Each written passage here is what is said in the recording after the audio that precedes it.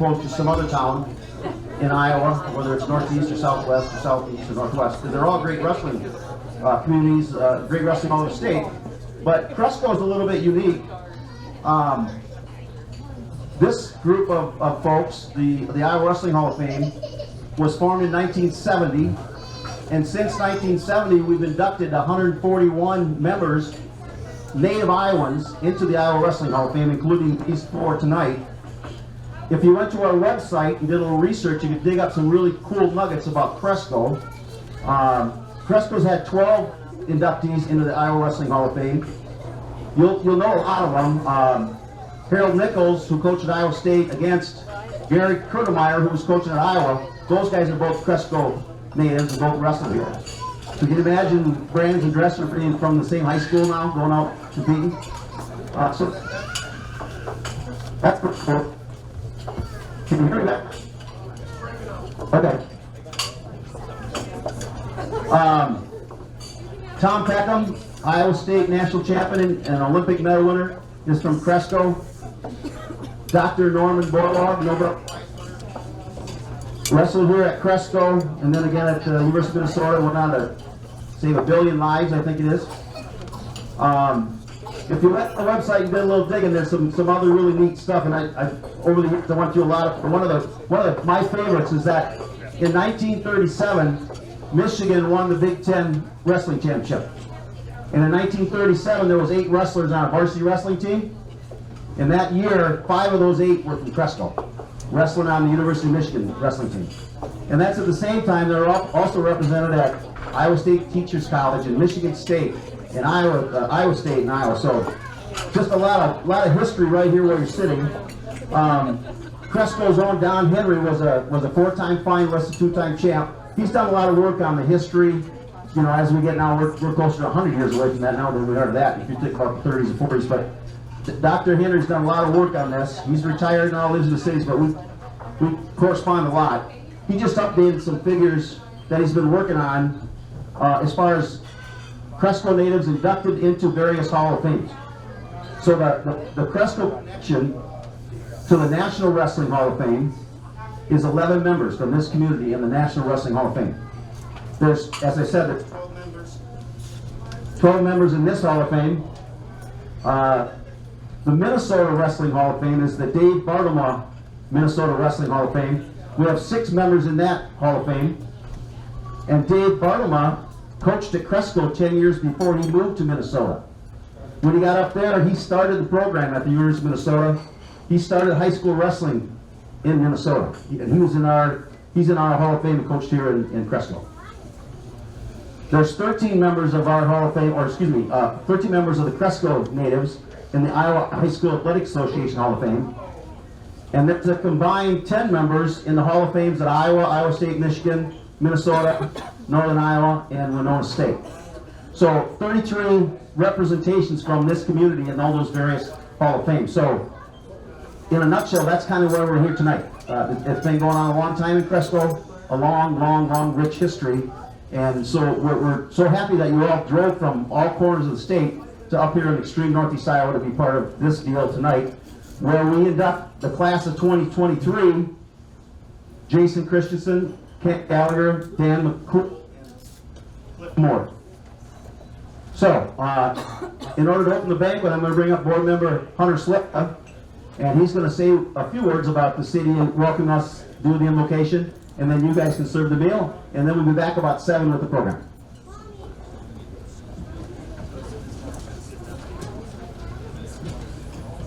Perfect. Thank you all for coming tonight. On behalf of the City of Cresco and the Cresco Wrestling Program and the Iowa Wrestling Hall of Fame, we'd like to thank you all for coming and celebrating these 4 astonishing legends up here tonight. On a more personal note, as a young wrestling fan, a coach, and a past competitor, it's such an awesome opportunity to see this many folks, this many fans, this many athletes gathered in one place in such a beautiful venue over the Turkey River here in Cresco, Iowa. As we sit here and recognize these 4 individuals, I'd like to thank every single one of you for everything you've done for this sport and for all these athletes and legends behind us. We invite you to the Iowa Wrestling Hall of Fame anytime in Cresco here, as it's located in the Chamber of Commerce.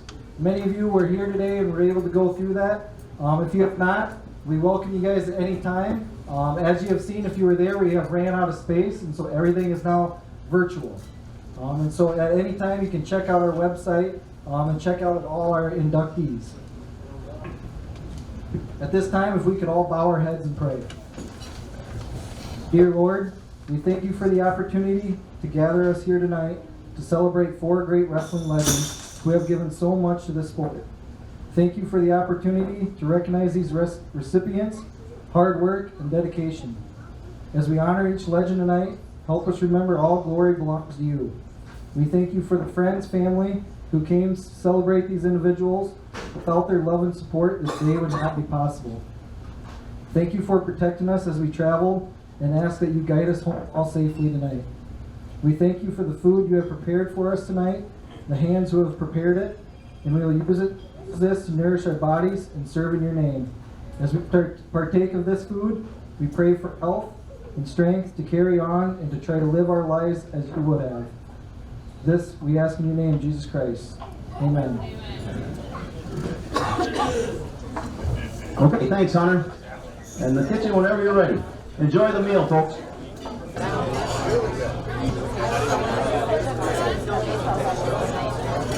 I think everybody's got at least got some food in front of them. I know you might not all be finished eating, but we're going to begin the program. Hunter. Board member Hunter Slifter is going to come back up and make a couple introductions.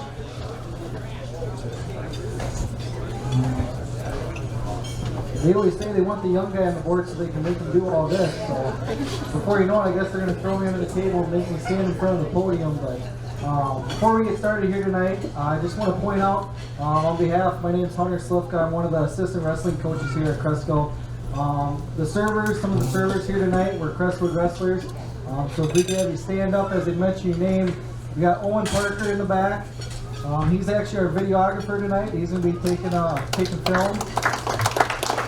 Ben Jackson. Drew Jackson. Drew was a state qualifier this year. He actually tore his ACL the match before the blood round. Was unable to finish that last match out, unfortunately, but Drew's a senior this year, headed to Wartburg, I believe. We'll play football next year. You and I. Close enough. On the girls' side, we got Sierra Hansmeyer. Cheyenne Borman, I don't see her. There she is. Cheyenne Borman, she was a state qualifier for the cadets.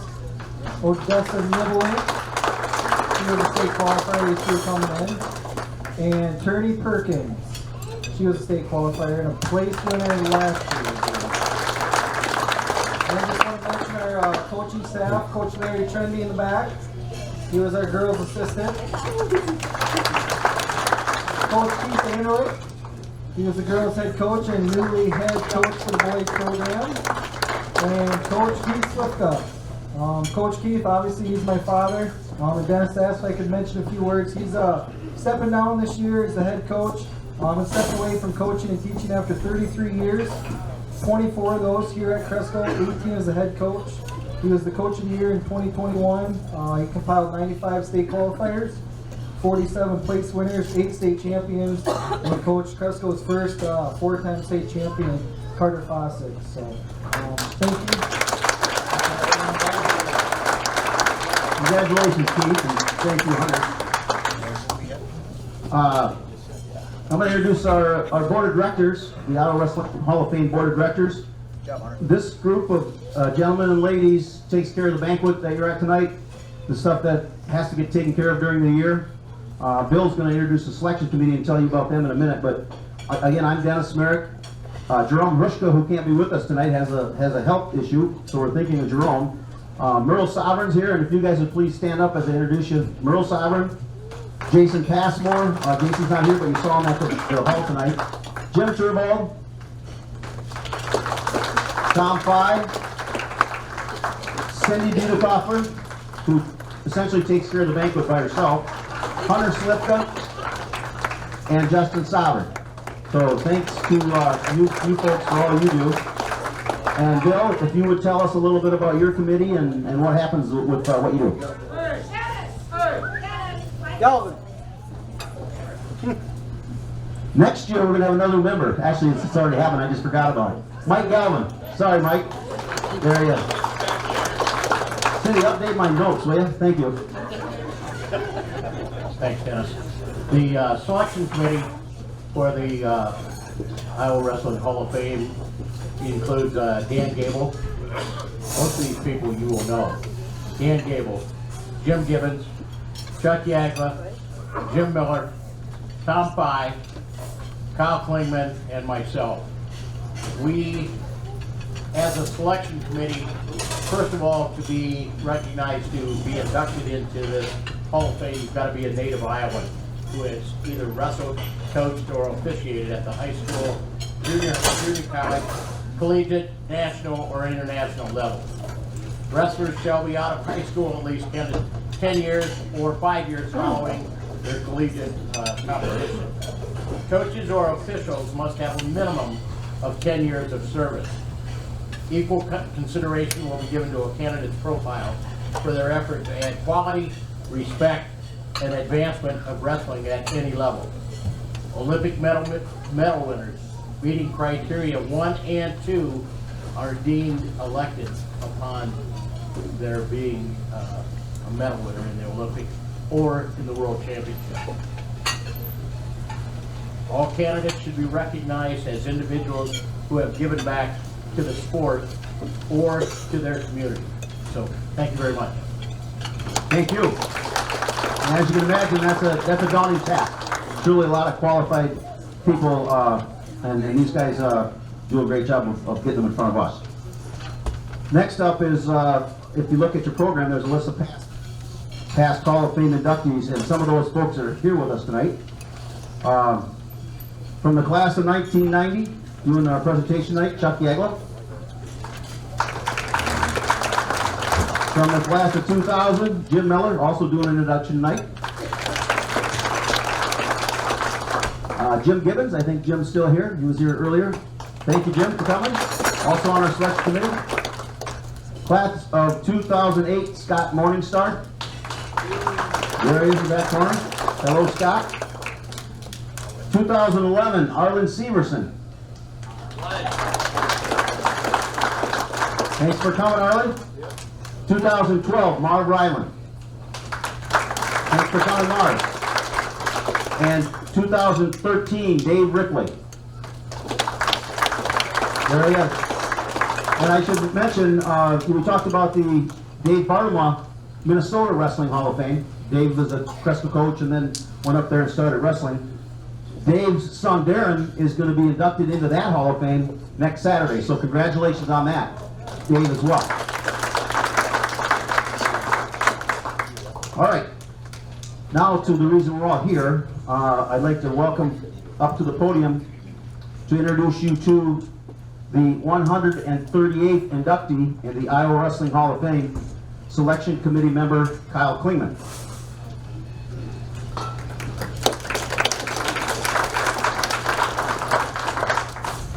You can win a championship, or you can win a championship with integrity.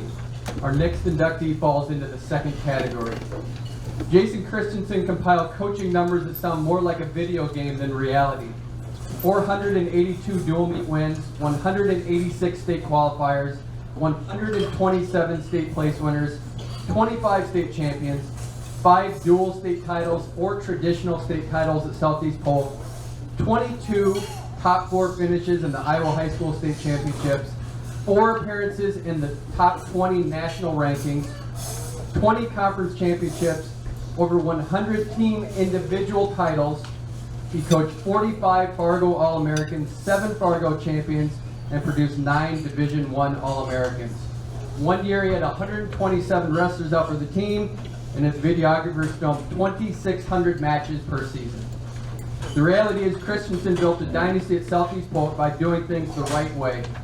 He did it by creating a championship culture where junior varsity wrestlers had as much value as a 4-time state champion. Jason would help any person from any program at any time, even the ones who resented his success. He built a winning formula that seems simple in theory but difficult to execute. Surround yourself with great people and let those people do what they do best. and then work like a dog to make it happen without cutting corners.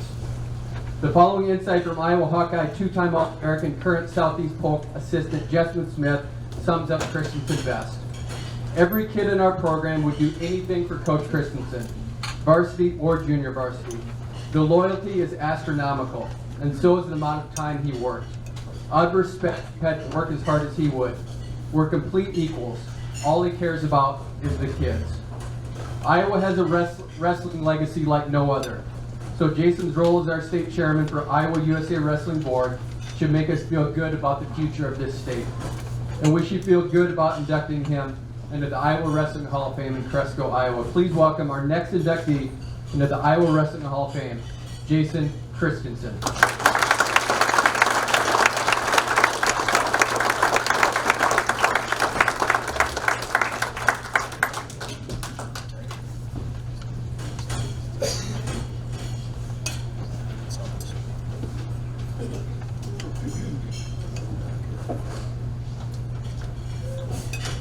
Thank you, Kyle. I greatly appreciate that warm welcome and saying all those nice things about me, because I'd rather not talk about myself tonight, so I don't have to.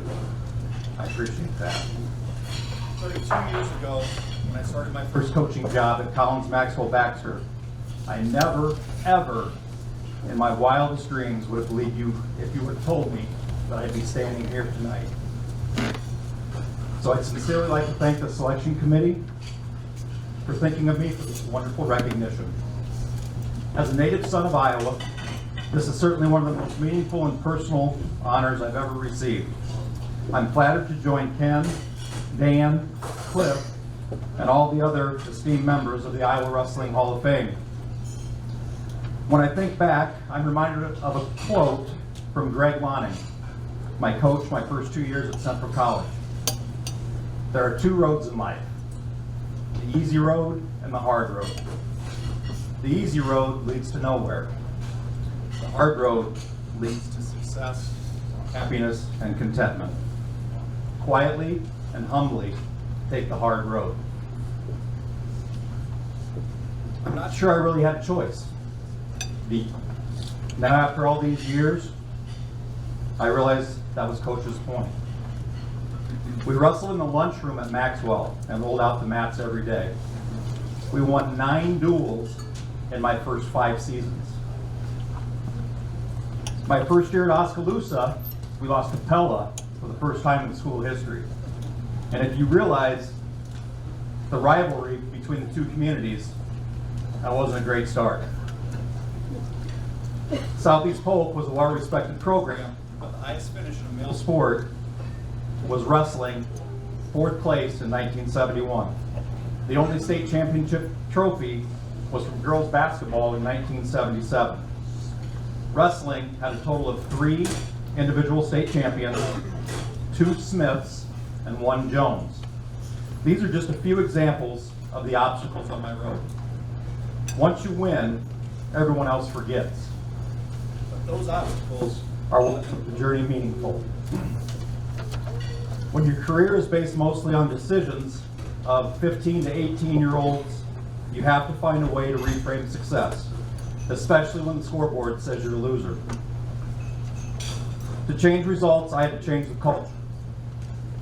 Culture is an overused term, and it can be hard to grasp. Culture is simply what you value and what you believe. To instill values and beliefs, you have to change the way people think. And when you can change thinking in a positive way, success usually follows. Tonight I'd like to share the credit with those who helped me establish my culture on each path of my coaching journey. These are the people who took the hard road with me. This is my roadmap for success. What did I value? First, participation and opportunity. Second, assigning and defining roles for success. And third, putting kids first, or best practice.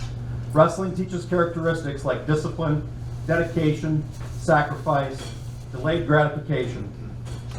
You can't instill those values without participation. My priority was to provide every opportunity possible to help our athletes achieve their goals. This takes a tremendous amount of effort and commitment. At CMB, we went from 15 wrestlers my first year to nearly 40 the last. They even passed a bond issue and built an actual wrestling room, but I left before it was finished. Numbers grew at Oski too, but nothing compares to the changes at Southeast Polk. Going from 32 athletes in year one to 117 15 years later. And we still practiced together in the same room at the same time. The message was simple. Everyone has the same opportunity. We took teams 4 or 5 different directions every weekend. Multiple teams gaining varsity experience. This kept our upperclassmen interested. At season's end, we'd routinely finish with roster sizes in the mid-70s to the upper 80s. And with a huge group of senior leaders. Numbers are powerful. Assigning and defining roles for success in our program meant giving responsibility and autonomy to athletes and coaches alike. No single person is bigger than the program. State champion to the bottom of the depth chart. And that included me. Humbly take the hard road. There is no better example of embracing your role than a phenomenon at Southeast Polk called Jeff's Varsity. In 2007, Jeff Evans came to me with the idea of demoting himself to the junior varsity level. He wanted to ensure that we never had to rebuild the program, just reload. Junior varsity, or JV, went from being a derogatory term to Jeff's Varsity, something celebrated. This changed the way our kids thought about developmental teams. Jeff's Varsity focused on improvement. 7th on the depth chart, state place winner. 2 years on Jeff's Varsity to state champion. Yes, those are real stats. Our kids developed patience and belief in the program through Jeff's efforts. His goal, be the deepest team in the country. That changed thinking, even mine. For a wrestling coach, placing the state championship medal around an athlete's neck is special. For my second champ, I let Oskaloosa assistant coach, the late Phil James, do the honors. The look on Phil's face when I handed him the medal and said, "This one's yours," was priceless. He'd never imagined he'd have that opportunity. If there were for sale signs in my yard after that loss to Pella, Phil would have been the one pulling them out, throwing them in his trunk, making sure I'd never see them. Give people ownership, give them credit, and they'll accompany you on the hard road. Kids first, best practices. Why do kids participate in sports? Number one reason is to have fun. So how do we make it enjoyable? Annual traditions like the Last Supper, Singlet Saturday, team haircuts, the reading of "'Twas the Night Before the Red Owens," road trips and travel, and the Gallon Challenge were some things that our teams look forward to. Kids' commitment to the sport became socially motivated. Adding Justin Smith to our staff made an immediate impact on our wrestling results, but his best skill was helping kids enjoy the sport.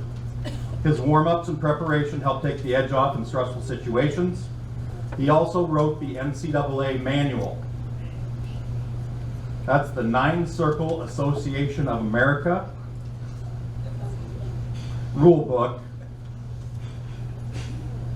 that Southeast Polk wrestlers played every day before practice and before every duel of state duels since its inception in 2011.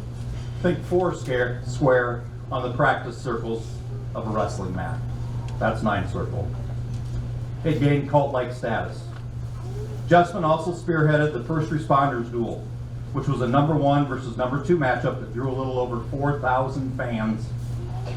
And it came down to the final match, and it was an incredible experience for our kids. My involvement in Iowa USA Wrestling provided me the opportunity to learn from great coaches. Mark Ryland and I were competing against each other during the winter, but the other 9 months of the year, we were on the same team, Team Iowa. Mark passed away a little over a year ago, and I humbly stepped into his state chair position. Mark was loved by his athletes, and he loved them. He always put kids first. Iowa's outstanding results this past year were because of the policies and the best practices he put in place. I see a lot of Mark in his cousin, Steve Michelson, our membership director and treasurer, who's been a good friend and leader in our organization. Together, we will continue to strive to continue Mark's legacy.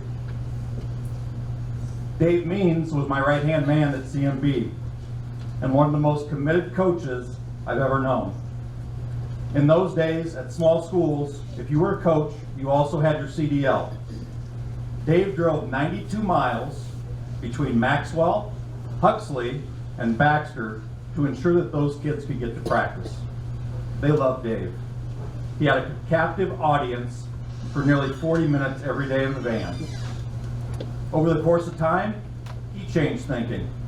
The van also grew to a bus.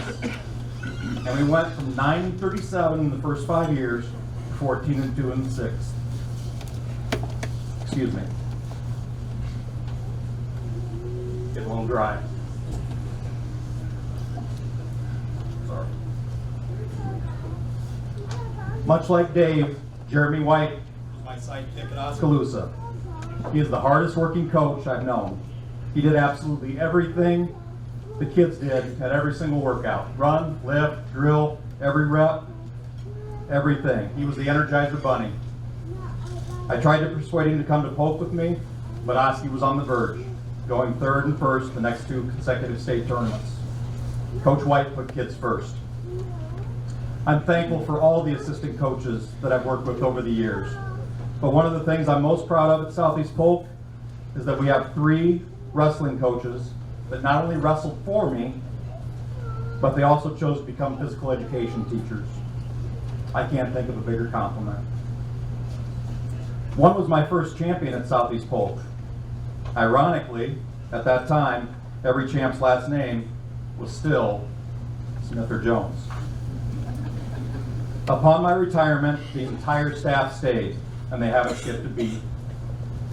I'm proud of their continued success. Remember, when I arrived at Southeast Polk, there were 0 state wrestling trophies in the trophy case. Today, there are 30. This past season, Southeast Polk had 13 qualifiers, 9 state place winners, and were 2nd in both tournaments, after winning the traditional last year and placing 3rd the year before. I was out running a few weeks ago, and a truck passed me and turned around in the driveway up the road and started coming back toward me. The window rolls down and I hear, "Coach, you're a long way from home." I'm trying to place a face through the afternoon sun as we make some small talk. I remember who it is, and I ask him about life and some of his classmates. He asks me if I've been back in the room since retirement, and I tell him I haven't. And immediately he blurts out, "They didn't have a very good year this year, huh?" I'm told I have a look, and he must have gotten it. Because after I repeated this year's statistics, he said, "Well, that's just what I heard," and drove off. I had to chuckle. Expectations and thinking certainly changed in Southeast Polk County. That's not my hard road now. I'd like to thank my college coaches, Greg Lonning, Kevin Azinger, and Tim Hackle. Your lessons will stay with me for life. My dad for teaching me what a good teacher, father, husband, and coach should be.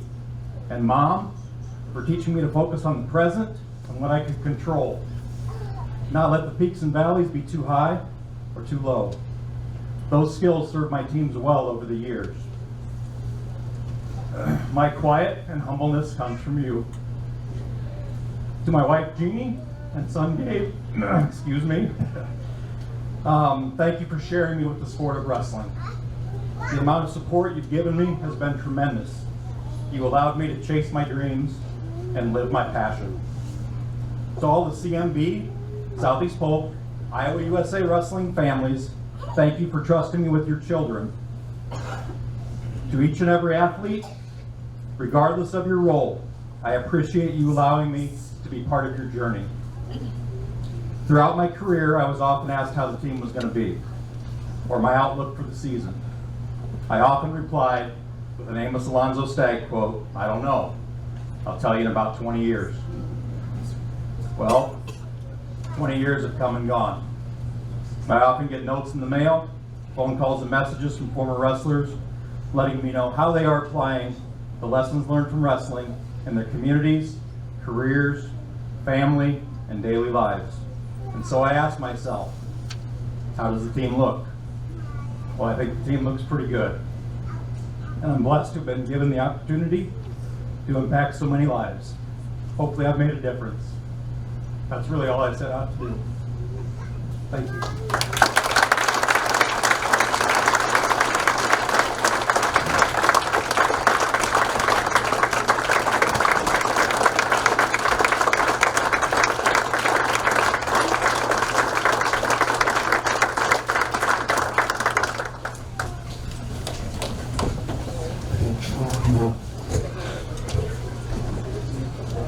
Presenting the 139th inductee into the Iowa Wrestling Hall of Fame will be selection committee member and inductee Jim Miller.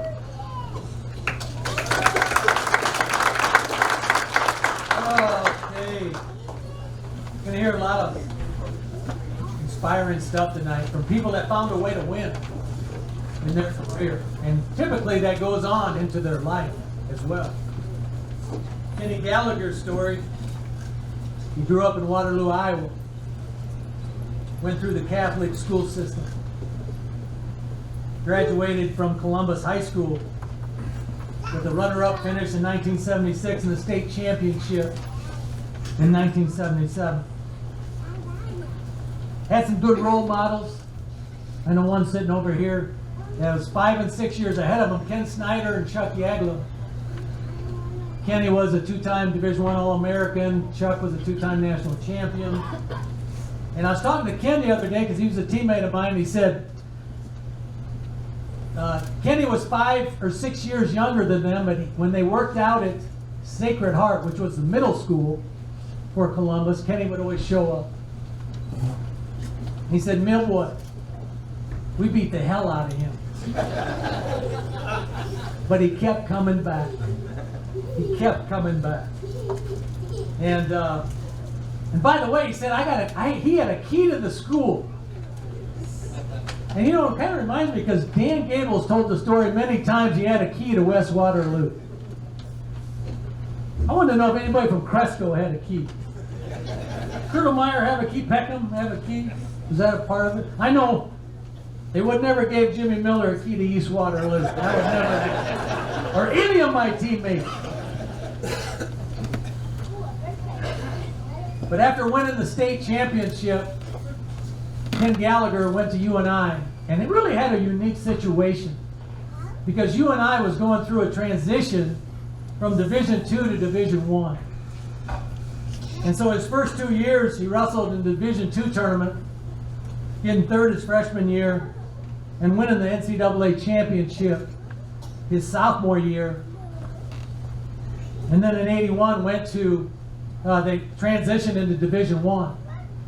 And both his junior and senior years, Kenny was on the podium at Division I, getting 5th and 7th, and became a 4-time NCAA All-American. So let me introduce our 139th inductee into the Iowa Wrestling Hall of Fame, Ken Gallagher. Congratulations.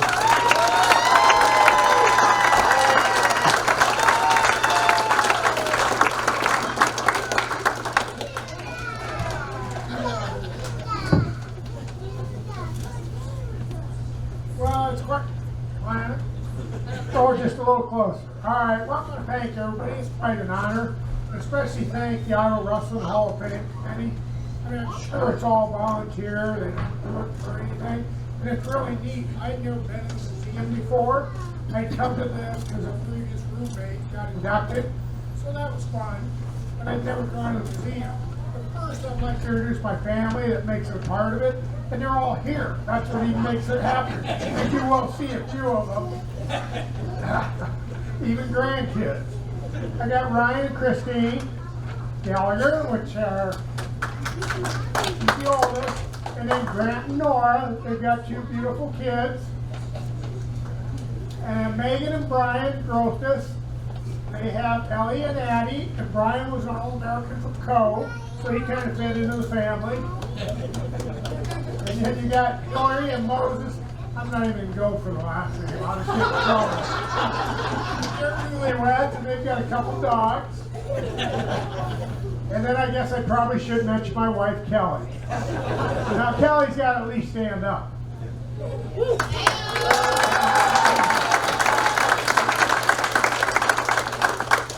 And then my mother-in-law, Karen Cannon. Karen, and I always call her Scoop. I mean, you want to know anything about Iowa, from wrestling to basketball to football. I mean, this is a woman, I'm not watching, right there. They're Iowa basketball playing, or Iowa men's, and she's keeping stats. And I was like, don't you get the paper? Well, yeah, I get 4 of them. Well, you can get those stats the next day in the paper. But she wanted to make sure they were all keeping them honest, and how many buckets they had, how many fouls, and she loves it. But don't go over and see her when the game's on. And then Tony Cannon, brother-in-law. It's nice he could come. Owine, Iowa. And then we got Ed and Marcia Malinsky. Aunt and uncle, great people. They came down and seen us for 10 days in Florida, and we always come back, and it's fun to see. Like, all I'm going to do is talk fun things. I'm retired. I don't have to be serious anymore. And I hate having to follow the last speech. So, here's my speech. I'm going to make it up as I go along. And then Bob and Pat Gallagher, that's my mom and dad. It kind of makes it really nice because both of them grew up in Cresco, Iowa. Either in Iowa or surrounding areas. So it's neat, and that's why I thought it was even more fun to come back here and have this. Thanks, Mom and Dad.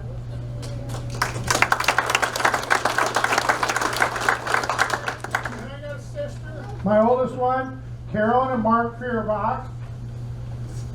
And they live in Geiger. And then Kathy and Ben Swisher, they live in Waterloo still. And Carla Krings. Where do you live? Where do you? Oh, Prescott. I knew it was somewhere up north. And Mark and Sarah Gallagher. So that's all, family. I want to thank them very much for coming. I said I came here. I'm not going to get real serious. And there's a group back there at the very last table. It was great to see them show up. They were ex-UNI wrestlers, and I wrestled with them together. And that means a lot. Let me see, there's Scott Morningstar and Jackie, his wife, Bob Holman, and Melissa, and then this one guy named Jay Llewellyn. Oh, and then the legendary Keith Carmen from Cresco. Everybody. So, thanks guys for coming. So I'm just going to start out my story. When I kind of started wrestling, I went to a Catholic school. In 2nd or 3rd grade, not sure, this guy comes down, he's got a uniform on. Not quite sure what it is. And he says, Gallagher, come over here. So I'm in 2nd, 3rd grade. He goes, tomorrow you come with sweatpants and sweatshirt and tennis shoes. He said, you're going out for wrestling. Tell him your folks you're not going to be home till 5 o'clock. And I'm like, who is this guy? But his uniform, I found out he was a postman. But his name was Bob Bozen. And he went through so many, he was great. He went through so many young kids and taught them so much. Like I said, Charlie Yeager went through the same program. Kenny Snyder went through it.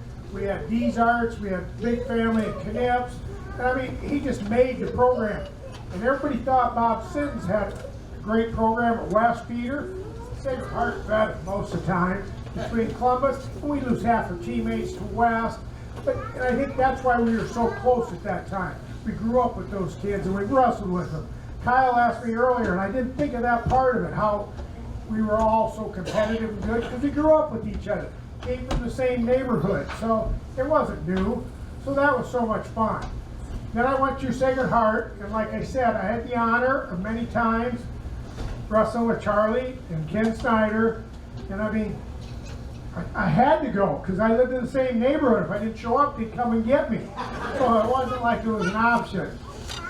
I do remember one time at Sacred Heart, old memories, Chuck gives me a call and he says, hey Ken, we're going to be down at Sacred Heart. He says, you know, you might as well come down. He's on the Iowa wrestling team. And he says, yeah, some of the guys are coming and Dan's with them. So I thought, sure, I'll go down. So I'm wrestling with some of the Iowa guys. You know, they're being fairly nice to me, I think, because I still walked away from it.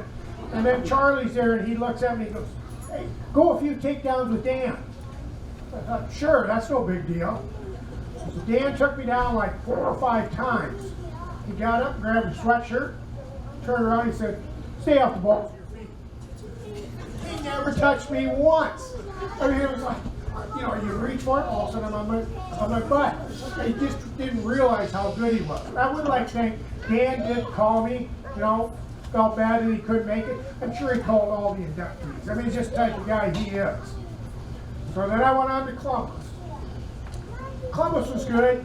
You know, it was a Catholic school. Got second as a junior, and I should have won it, but because this guy right here showed up at Columbus's wrestling room and he taught me how to beat this guy. This guy beat me 3 times in the year. It's like, no boy, this piece of cake ain't no big deal. So I'm wrestling this guy state finals and I'm up like 5-1. This guy's laying on my back and I'm laughing, you know. This guy's so tired he can't even move. Yeah. What swept me through my back and beat me by 1. So I did learn from that point on. You learn hard lessons, but when you get somebody's leg up, don't rest. Just put it back to the mat. So we got through that. Then one state the next year, which was fun. And it's amazing the matches you don't remember. You remember all the ones you lose. Most of them you can't remember the ones you won. So then I went to UNI and had a great career. Like I said, it's roommates like that, wrestlers like that makes it so much fun. I mean, wrestling, it'll be with you the rest of your life. It isn't something you get into and walk away from. It's branded you.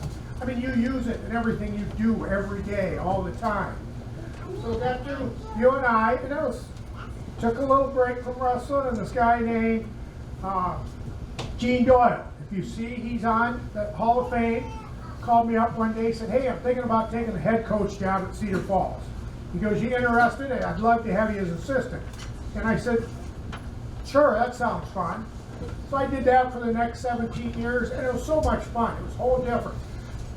All I did was wrestle. I didn't get to coach kids, didn't get to work with them, didn't know how it'd go. But it made it neat, like 2 of those guys back there, legendary Keith Carmen of Cresco, and Jay Llewellyn, both were assistant coach with me. So it made it so much fun. Gene just kind of said, you guys run the practice, get it going. It was fun learning with young kids how they conform, and we had some really great teams, and that's what made it fun. Little experiences I had in high school, there's this guy at the end of the table. His name's Kyle Klingeman. So I'm sitting up in the bleachers, and I think I might have had my kids, because I was waiting for my wife to come so I could go down to the coach's box. And he sits beside me, and I'm thinking, who is this guy? And he goes, hey, Kim. Yeah. He goes, remember when you wrestled Kenny Monday on September 20th, 1921 and did this? And I was like, not really. He goes, well, you remember when you wrestled so-and-so on 1912? You beat him 7-3. I was like, I don't even remember who he was. And I'm thinking, who is this guy? Is this guy a creeper or what? And I was like, he knew more than I knew about myself in wrestling. And then I got him going. He knew more about wrestling than anybody. I mean, I'd ask him questions. And half the time I didn't ask him. He just talked to me, and I'm like, I'd listen. But Kyle was really good. He was good for Cedar Falls. He's great for the wrestling. I know Diane McCool is going to get inducted, or his wife later. He's taking over for Diane McCool. I mean, he's a leader for wrestling. He knows everything. It's so neat to know him, and it's fun. And he's just young, and he's just getting started. So you guys watch out. He's coming. Wrestling, I think a lot about wrestling things I learned about high school. I had a bad experience as a senior in college. cut too much weight. Nobody's fault but my own. Didn't really realize I was doing it. And I got into high school. And they came up to this high school, you know, you couldn't count weight, kids. You had to do this, you had to do all these different rules, different tests. And I was like, come on, that's not wrestling. Well, then I started thinking about it. We started getting a little better at Cedar Falls. And then we had a pretty good team. There was 3 of them said, hey coach, you know, you're from college, you're wrestling college. We used to after practice. He said, we all want to cut down the weight. I was like, sure, you know, let's go. And that day I'd run them and do exercises and this and that. You know, they were starting to cut weight. Well, then I started noticing after practice for a while, all of a sudden before practice was done, they'd sneak over there and start, you know, this was legal then, putting plastics on, getting their sweats on. Well, then they started not really paying attention to practice. All they were doing was trying to sneak and get to practice, you know, their sweats on and get running and get going. Well, after about the 3rd night, I remembered how my senior year in college, I didn't remember a lot of it because all I did was count weight. I sat the kids down and said, hey, you guys, you ruin the sport. You guys love it. If you got one of you got to wrestle JV, be it. Don't cut the weight. I said, guys, if you can make it, don't make wrestling a weight cutting thing. Make it so you enjoy it. So I really enjoyed when the Iowa High School, of course I hated it, but came across where kids, wrestling is not designed where you're cutting weight the whole time. You quit learning, you're not paying attention. So that was a good experience I had then. And now today, I live down in Florida. We talked about experiences. Now I play pickleball. So, I play some people are quite a bit older than me, and some of them can kick my butt. But I play, sometimes I can play with guys and it's so competitive. You love it, you're up and up. Well, then all of a sudden you play with other people that are just starting. Well, then you play down. So then your coaching kicks in. You play for them, and you're not worried about, you know, killing them, winning. So you go from competitive to being a coach and being a friend to these people. And then that's why pickleball is so fun. The personality changes. You hit the paddles and then you say, okay, let's switch teams and let's go again. So, I mean, wrestling's going to be with you your whole life, whether it's a competitor, a coach, or just a spectator. But I said I was going to try to go for the shortest speech tonight, so I want to thank everybody in the Iowa Athletic Association for welcoming me and being inducted. Thanks, everybody.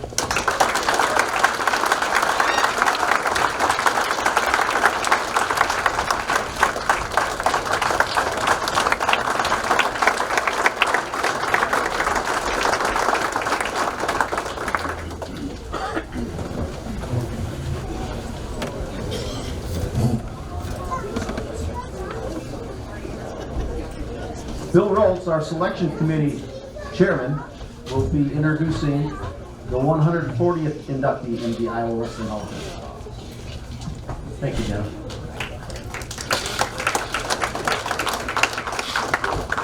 The 140th selection is Dan McCool.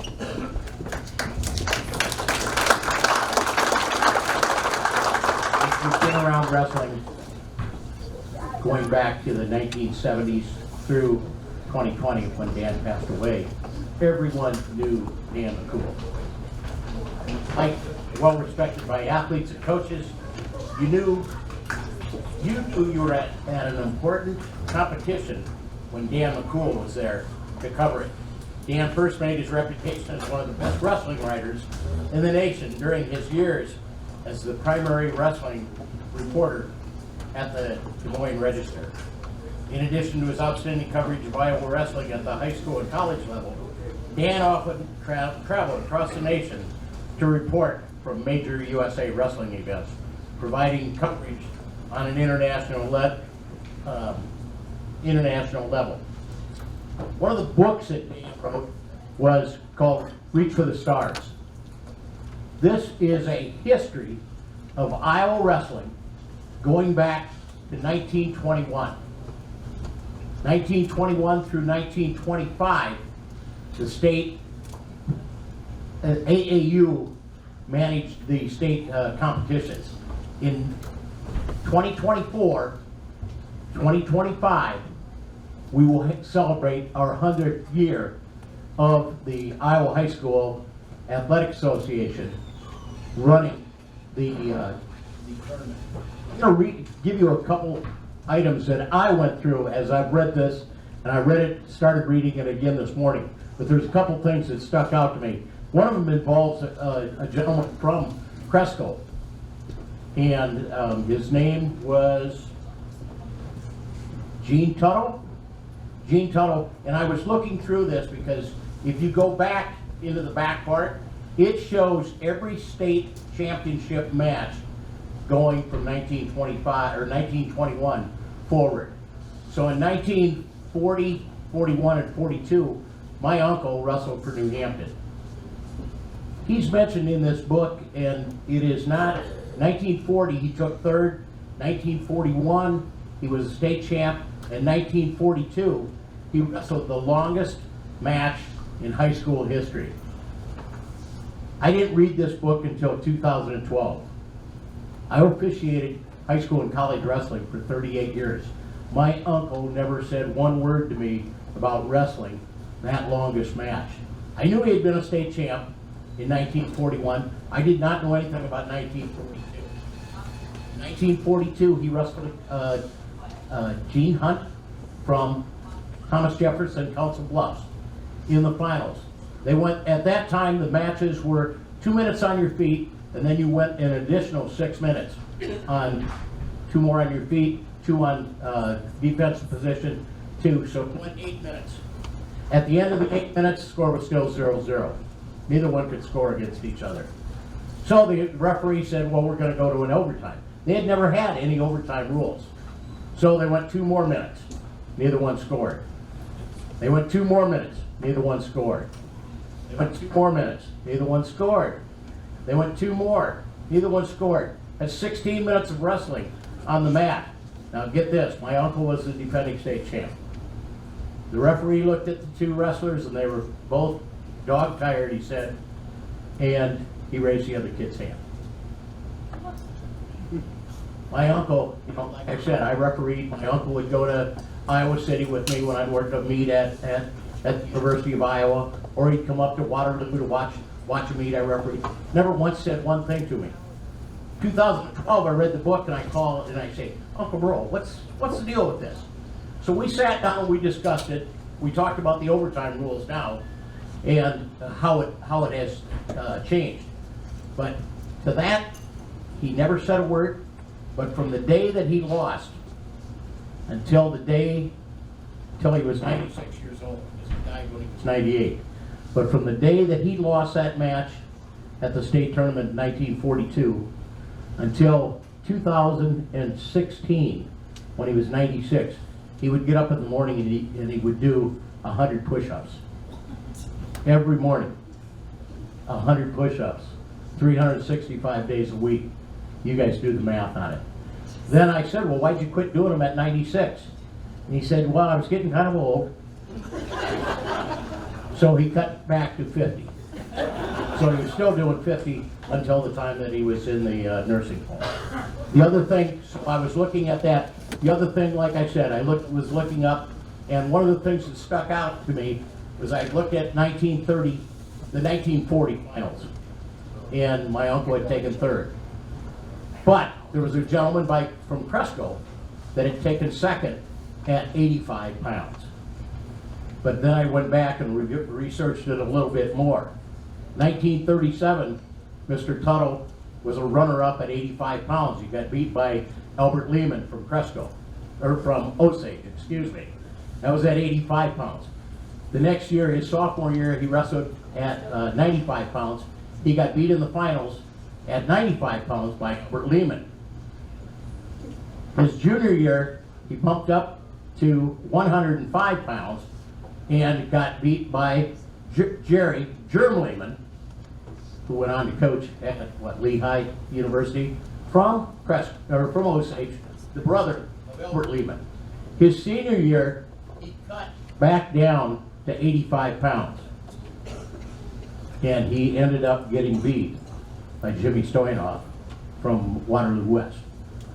4 times he was in the finals. 4 times he was a runner-up. Still a state champ, and I'm sure in everybody's eyes in Cresco. So without further ado, accepting the award for Dan posthumously is his wife, Diane McCool. Diane?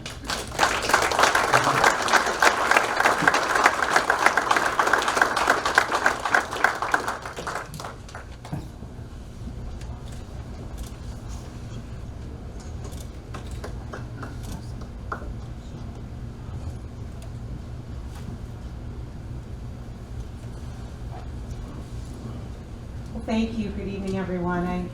I feel like I have probably the least wrestling knowledge of anyone in this room. But I was married to Dan for almost 24 years, so maybe something rubbed off. Thank you, Bill, and the Iowa Wrestling Hall of Fame. It's an honor to be here and to commemorate this induction on Dan's behalf. I'm joined this evening by all 4 of Dan's brothers and their wives.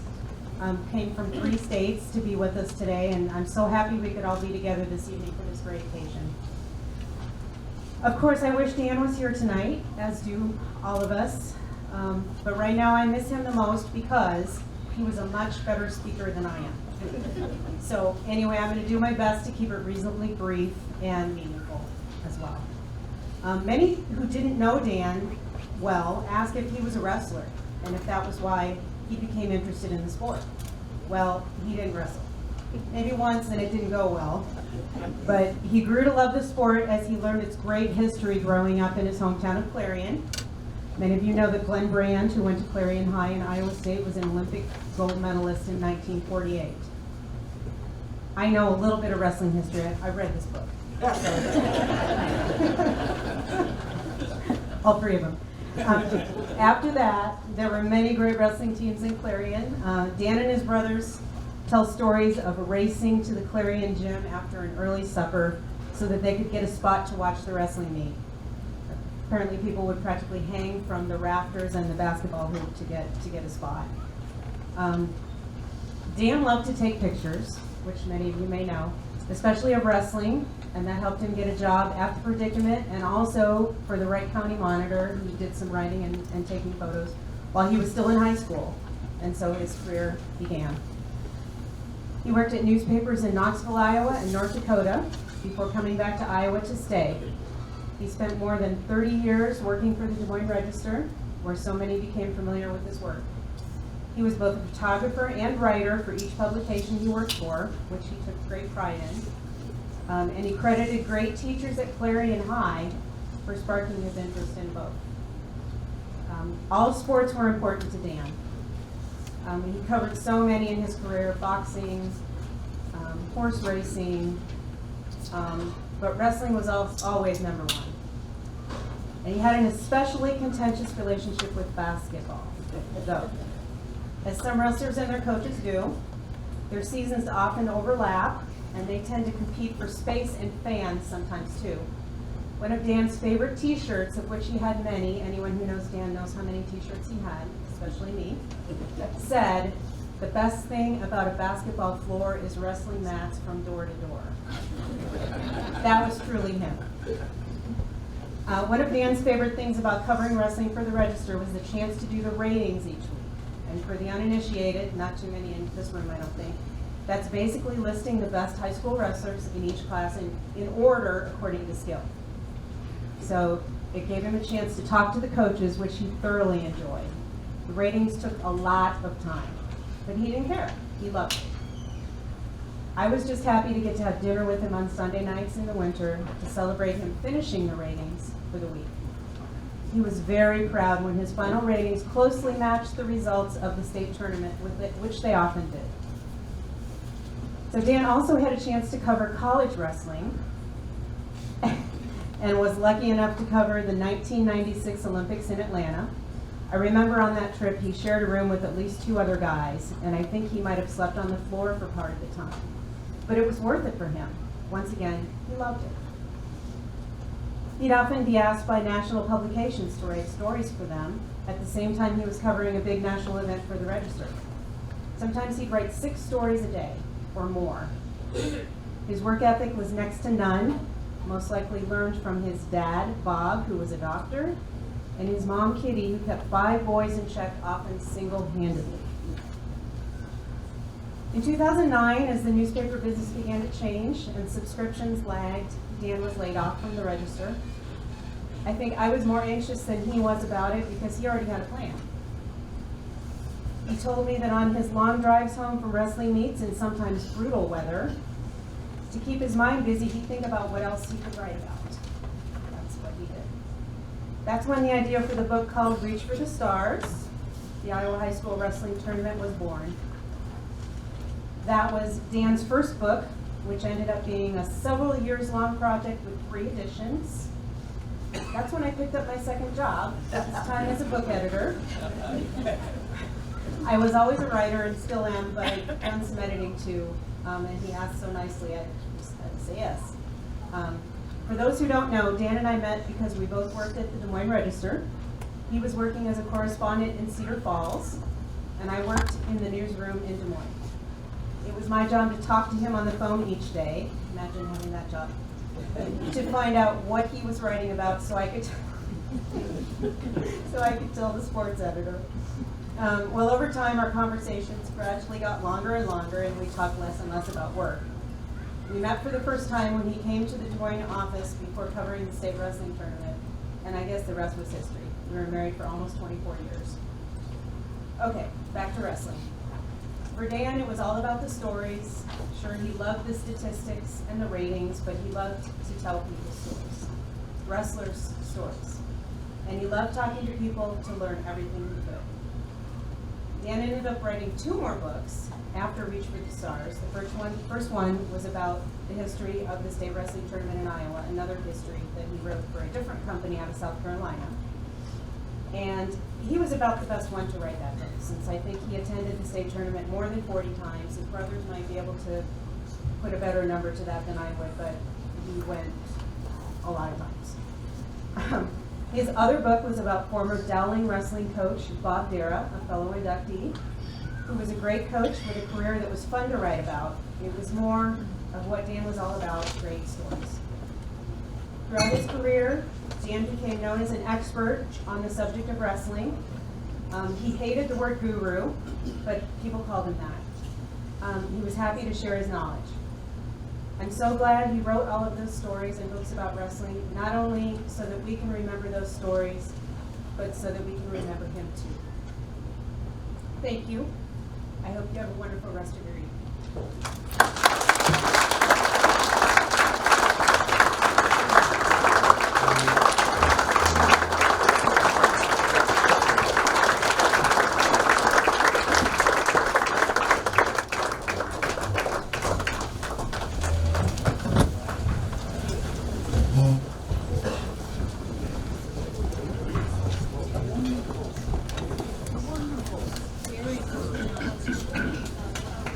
Okay, our last presenter tonight is past inductee and selection committee Chuck Yagla, and he's going to introduce us to the 141st inductee into the Iowa Wrestling Hall of Fame.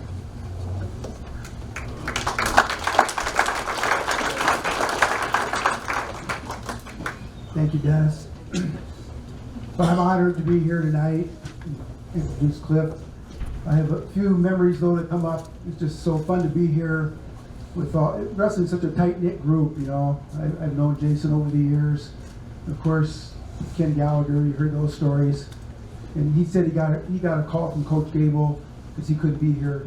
I also got a call from Coach Gable because when Ken was a senior in high school, that was my first year as assistant coach at Iowa.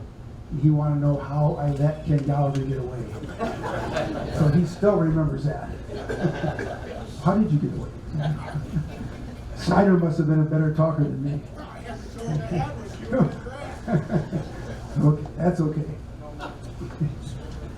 Anyway, it's just Dan McCool. I got to know Dan when he was a Cedar Falls correspondent. I mean, I knew him before that over the years, but after I decided to get out of coaching and move back to Waterloo, that's about the time Dan started being the Cedar Falls correspondent. So obviously stayed involved with wrestling and saw him at all the tournaments and everywhere, and just got to become friends with him. So it was an honor for me to meet his brothers tonight and talk to him and share some stories from over the years. But I'm here to talk about Cliff Moore, and he'll let you tell his story, but I just love some of the, everybody can read this, but I love the first sense. He's considered a man among boys on the mat. I mean, that's pretty impressive, to be a man among boys. I don't know if you told him to write that or... Anyway, I just love looking at the stats. So, oh, and one more thing about that book. I did make it to the state tournament once and I got second. So that means it probably has that. Could you edit that and change it to make me win one state title? Cliff won 3. And his record 139-2. I just, it's funny how times have changed. I don't know about Coach Miller, but he and I were kind of the same era. I wrestled a total of 68 varsity matches in high school. I didn't make varsity until I was a sophomore. So sophomore, junior, senior, I had a total of 68 matches. But of course, I only went to state once. You get more matches if you go through districts and state and all that. So I didn't have that many matches. Anyway, national champion Cliff Moore. He's a fellow Hawkeye like me. So it's an honor for me to introduce, a fellow Hawkeye as a national champion. And I'll let you tell him more about his story. Congrats, Cliff.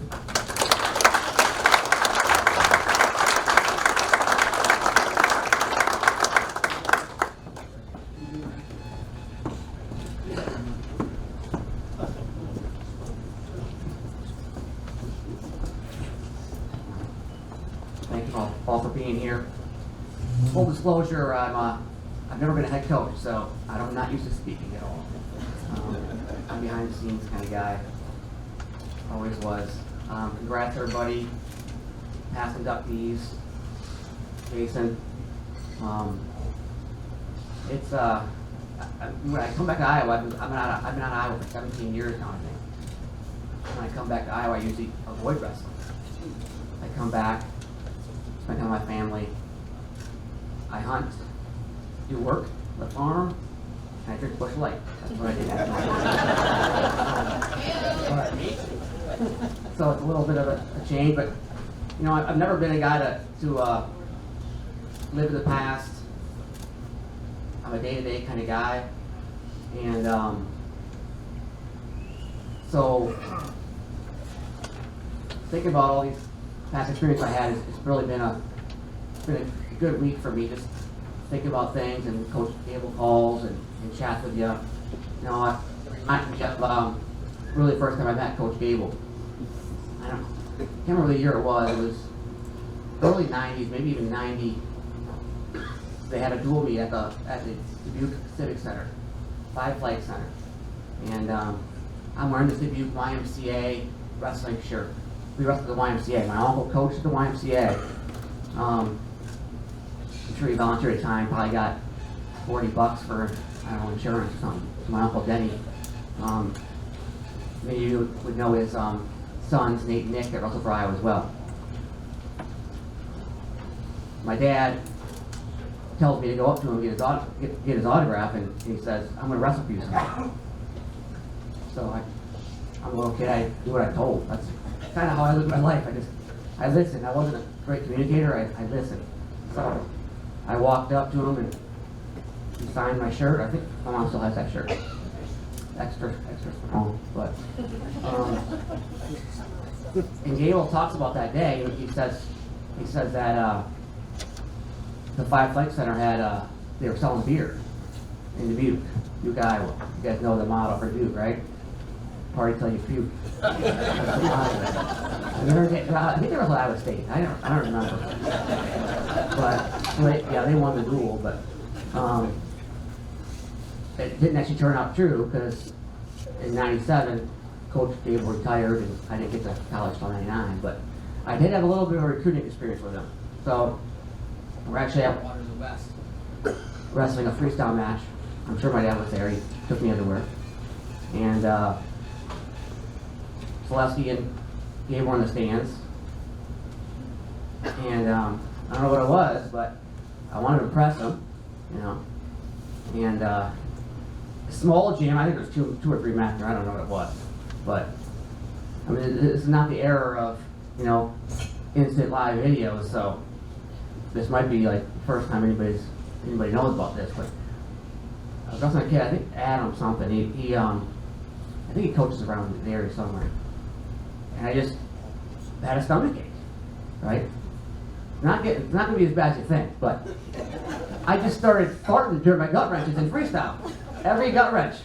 And everybody heard it in the crowd. And so I'm like, oh my God.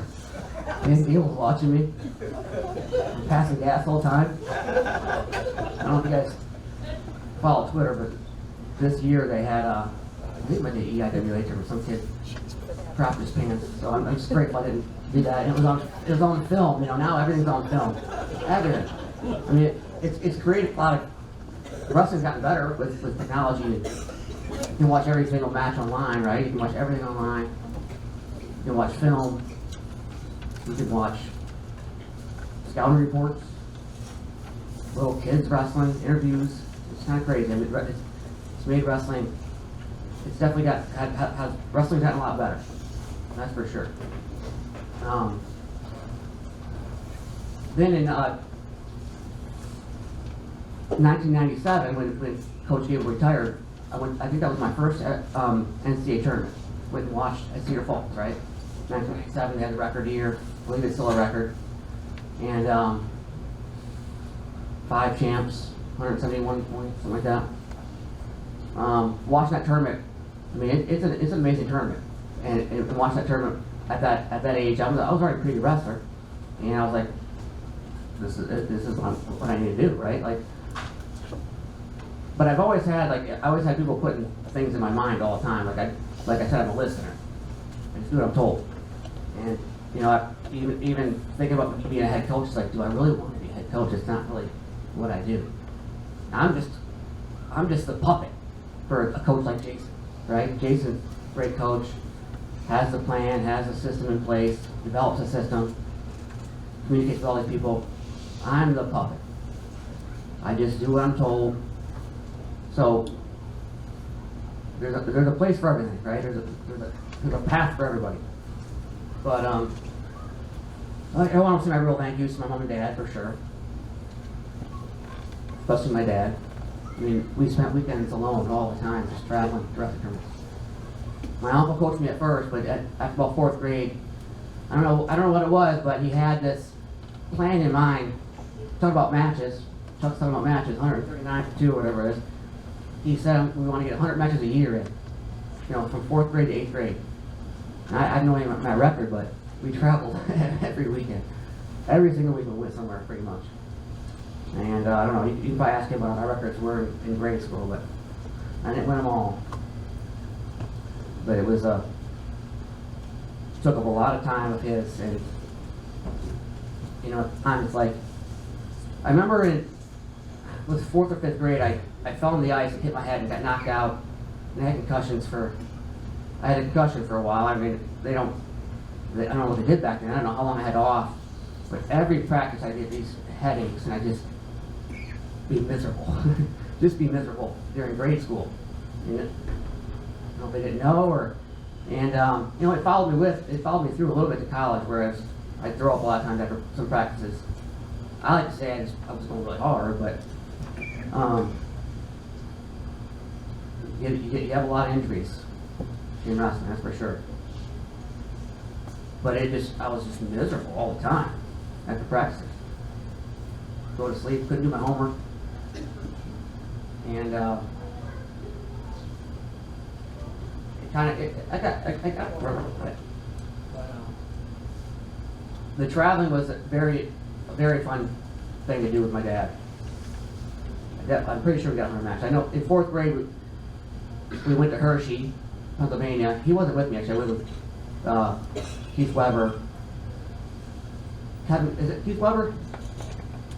Francis Weber. Keith's his son, who my brother beat in the finals. He took me out there, and I had never wrestled Greco or freestyle in my life, right? So 4th grade, that's when I first started. So I won Greco. I don't even know what I placed in freestyle, but that was a time that I think my dad, that's what triggered the 100 matches, I think. It's like, if my kid's going to be good, I got to push him, right? And I never, I don't know what kind of conversations we had. It's like, I talked to my son doesn't wrestle, Carver, or he doesn't wrestle, you know? And he wrestled a little bit at Edinburgh when I was coaching there. here and there. He did it for his friends, and stuff. But he says one day I was ready to take him to practice, and he says, starts crying. He's like, I thought you told me I didn't have to wrestle if I didn't want to. And I was like, I don't remember saying that. but I don't think my dad ever told me that. I know that. I would never put that in the kid's mind, right? You want him to do something, he does it. Don't put those thoughts in his mind. Like, if he doesn't want to do it, he'll tell you. And hopefully, if he doesn't want to do it, he still does it without telling you. Because it's what he needs to do. It's like, I didn't wrestle because I wanted to. I wrestled because it's like, that's something you're good at. It's your purpose. Like, it's what I'm supposed to do. It's what I was put here to do, basically. And as you get good at something, that's what you believe. So, that's what I did. Whether it was good or not, whether I wanted to get up in the morning and work out or not, that's what I did. I got up. And I lost my train of thought there. But Carver, yeah. So my son Carver, he says, I was like, well, I think you should wrestle. This is why I want you to wrestle. And I said, what's going on? He's like, I don't like touching sweaty boys. It's like, I didn't know what to say. I was like, I guess I'm kind of glad you don't like touching sweaty boys. I don't know. But I don't like it either. I mean, I didn't know how to say it. So, I said, well, just sit on it for a day. You sit on it for a day, and he came up to me and said, I'll wrestle this year. But, you can just watch kids and see if they got it. Usually, he didn't have it. He didn't want to do it. I wish he would have did it anyway. But, a couple more thank yous here. My brother. My brother was a senior when I was a freshman in high school. And I think it started in 8th grade, kind of. I don't know how this happened. I didn't sign up for it. But he called the school, my junior high school, and had to arrange the bus to deliver me to the high school so I could work out with him at the weight room and lift weights. And I guess that's kind of where the man with boys or whatever. I don't know who made that up. Who wrote that? You know, Kyle? Man among boys. I'm the same age as everybody else. But I did lift a lot of weights, and I think that's one of the reasons, maybe one of the only reasons I won sometimes, right? I was just stronger, a little bit more prepared. You talking about the cutting weight, right? In '97, that's when they changed the rules. And so I was always cutting a lot of weight in high school, just like everybody did, and everybody talked about it. And I got to college, and I did the same thing, right? Just cut a ton of weight, and then they had hour weigh-ins. It's like, I didn't even start my first 2 years at Iowa, so I was behind Eric Jurgens, who was inducted in 2006. And I didn't have a nutritionist. Wasn't told what to do. In my sophomore year when I first started, I won Midlands after I had ACL surgery. Injuries are a big part of wrestling. And so at the tournament, right? And I think back then it was 2-2-2. Now they changed the rules where you have to have a 3-2-2 match. Back then Midlands was 2-2-2. So I won Midlands my first tournament back. And had a wrestle off with Mark Jurgens, Eric's brother, in one. And then we had duels, a bunch of duels. And I know I took some loss. I just remember just didn't have any energy at all. Zero. Cut weight wrong, weigh in, try to wrestle. It's like, I gotta figure this out. And figured it out. I had a great junior year. And I still cut a ton of weight. I was weighing 158 in the offseason. I wrestled 133 my junior year. And got it down, just held it down. Totally disciplined, totally focused. And after that, I was like, I'm going to go 141. And I'm a little 141 pounder.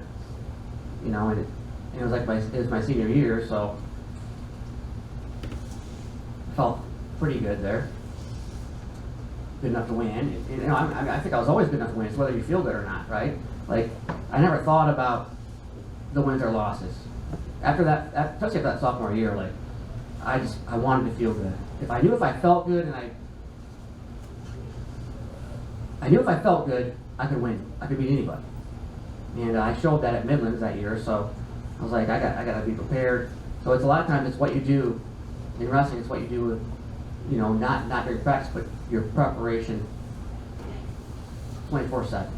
From 6 p.m. after practice till 6 a.m. the next morning. It's what you do. And that was a humbling experience when you're out on that mat and you can't wrestle to your best. And kids do it all over and over again.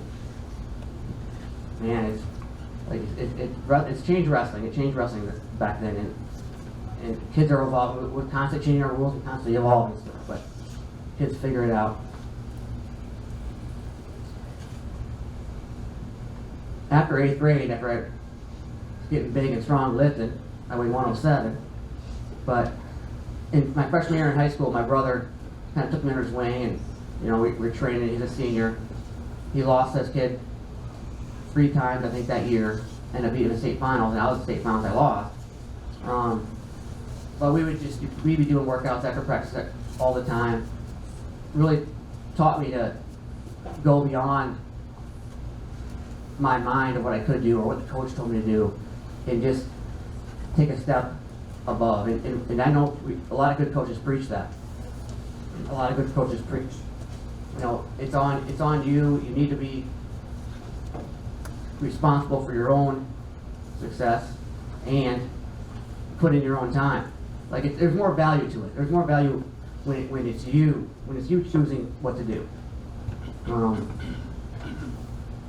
So and a lot of times I wasn't that way. I was like I said, I just listened. When I got to Iowa my first week, Terry Brand, that was the coach, said 1 semester, and he left. He was coached for 1 semester. They sit down with the team and said, you guys schedule workouts in the morning with your coaches. So did it. First lift, Terry Brand's. My head starts pounding. After about 45 minutes of just lifting constant, throwing up in the shower. I'm like, what? He's like, you feel okay? I was like, no, I don't feel okay. So, I mean, I thought I was strong, but these lifts it's all forearms. My arms are just juiced. I can't do anything. No, I didn't argue with him. I didn't question him. I did what I was told. But, from that point on, it's like, it was on me. Like, I was like, let's set a time. It put a personal ownership on my training. I set a time with Tom Brands after Terry left. Lift, drill, and it just it became a habit that that worked for me, obviously. But so when Terry left, Tom took over, kind of took me under his wing too, and I think I was kind of a slow and steady, gradual developer. I feel like my best was after college. It just took me so long to improve, take the next step up. Like even in grade school, I'd win a 4th grade state title, right, and I'd lose in 5th grade because I was like the younger guy. So I was never like just super unbeatable. And I just slowly matriculated through, and just kept plugging away, And I'm very grateful that I kept going. The injuries were, my dad knows I'm space cadet, something, I don't know what else he calls me. Space cadet, I lose everything, and I get hurt, and I break things. That's what I do. But, I don't know how to name every injury I had, But my mind was always on wrestling, so even when I was hurt, I could still get better. People talk about psychology, mental improvement. I think that's something that really took me over the edge a little bit. I had ACL surgery after my sophomore year, and a lot of downtime, right? Like visualization and all this stuff. I remember my first time back, they fit a brace for my knee, and put it on. I drilled with it, drilled Tom Brands. I was like, I don't need this. I threw it off, and we started drilling. And he said, "You never felt better than this." I've been off the mat for 6 months, and so it just kind of showed me the power of just when something means something to you. It's like people talk about talent and hard work. It's like I don't know how to measure those things. Talent is hard work. Genetics, I don't know. I don't know what it is. I just know that it is what it is. Like Jordan Burroughs is, you can say he's a freak athlete, but I don't know if there's a measurement for how hard he's worked, right? And so it's pretty easy to just to say, work with what you got. Figure it out. I know I'm trying to figure out coaching, and a lot of times all I can say is figure it out. I don't know. I don't have the answers. You know, I don't have the answers. Let's see here. Any more thank yous? Coach Tim Flynn. When I went there, actually Gable he reminded me that he started that program up actually. Then Mike Deanna, one of his assistants at the time, took the head job there, kind of under his, like the AD came out and watched Brands, I think, or he watched Coach Gable for a whole week at the end of the state tournament or something, followed around, said, who should I hire to be good? I think the AD at Edinburgh had got made fun of from Clarion, because Clarion was really good back then. And so the guy got mad. He said, I'm gonna follow Gable around, I'm gonna get a new coach. And they hired Mike Deanna, fully funded the program at the time, and they turned it around pretty quick. Amazing experience there with him. He's a leader, right?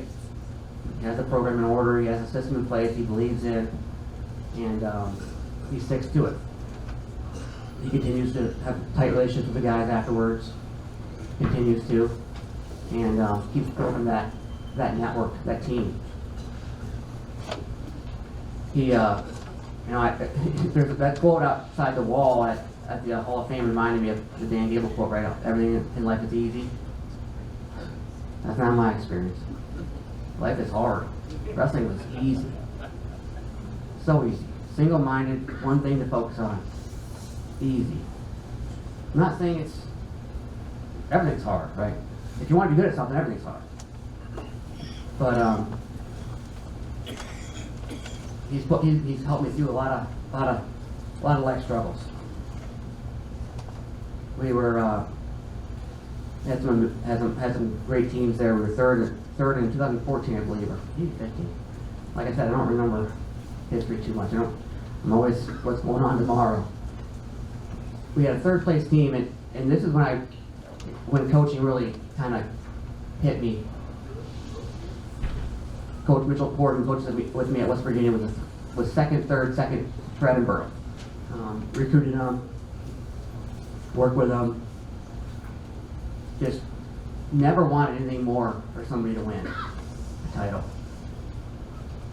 Still, I don't think about it too often because it hurts. Like, painful. And he was the last match of the tournament too. We were third place. I think we had 2 finalists, 2 thirds. Like we couldn't stop losing. We couldn't lose in the tournament. And we lost both finals matches that night. Port was the last one because Logan Stieber was had going for his 4th title. So just such a small moment of that defines you a little bit in a way. Like, we try to teach kids it's not the wins or losses, right? It's a journey, right? But man, you want that title. I think he dislocated his kneecap for a second that match. It's all taped up. He loses. He walks off the mat. We walk back. We're just distraught, and he sits down in the tunnel on the wall. And we heard this huge pop, and he jumps up, and like smoke coming off his back. He got shocked by the wall outlet, and we're just like, what the heck? We all start laughing. So if you, I don't know if they have those pictures up there, the third place team trophy for Edinburgh. We walked out there, tears, laughing. It just was one of the hardest moments in my life, but it's like, that what we did at Edinburgh was, I mean, when I first got there, when I took a job, Tim Flynn said my goal was to win a team trophy. And we were 10th, 7th, 6th, so we were there. But like, when you think about being 6th or 5th to top 3 in college wrestling, it's a huge jump. It's a huge jump, and everything just kind of fell into place that year, and it was like, I didn't know it was going to happen ever. Like, it happened. Like, kind of like when I won a national title. Like, I'm close. I can beat those guys. Might feel good, but everything's got to go right. Everything's got to go right all the time. And it reminded me, just talking to everybody, and like Jessamine Smith could have easily been a national champion. Beating the kid, because I just met Mixer, we know that he won the final, right? Had it right in the palm of his hand to take it. And it just, one little thing, it's like, crushes you. But it doesn't define you. So, the losses don't define you. The wins really don't define you. Wrestling defines you. And that's what I always take away from wrestling. It's almost 40 years now, you know. These people have been involved in wrestling for so long, and I hope to continue to be involved and help. And I don't know how much longer I can coach, but it's a young man's sport. I'm only 42, there's like a little bit left in me, but it's tough as a coach. I mean, you're trying to balance life, balance your kids, relationships. It wasn't for me for a while. Like, wrestling was the thing, right? So it's like, I wish I could have retired for college. You know, put a lot of time in. I could probably make an argument, right? Wrestle from 5 to 24. It's like, that's a lot of work. But I really appreciate this. It's like I said, I really don't think about the past very much. So it's a really humbling experience to think about all the work everyone puts into wrestling, how much work I put in, and it's a really great honor. Thank you. First timers, I hope you enjoyed it. We get the luxury of doing this each year. You're all welcome back, of course. Congratulations to the inductees. Thank you to the presenters. We'll be doing this again in 2024, the second Monday in April. Before we do take off, we do have some folks to mention that help us get this done. Our sponsors. A second here. Local businesses that make this possible and allow us to do this. Cresco Bank and Trust, Graphic Edge, Illumine, Benco Products, McAllister Catering, CUSB Bank, Farmers Mill, CIA Insurance, Sovereign Grain, Fairway Stores, A&J's Construction, and then last is our chamber, which Jason is our chamber executive, and Spiff, who you might have met, she works there as well. All this stuff, all the signage, anybody that called and asked for tickets or anything, that's through that group of people at the chamber. So they deserve a big round of applause, along with our host, the Crescent Country Club in the kitchen. So thanks again for coming. Have a safe trip home. And past inductees and current inductees, come up to the front. We'll take some photos before we. Thanks again, folks.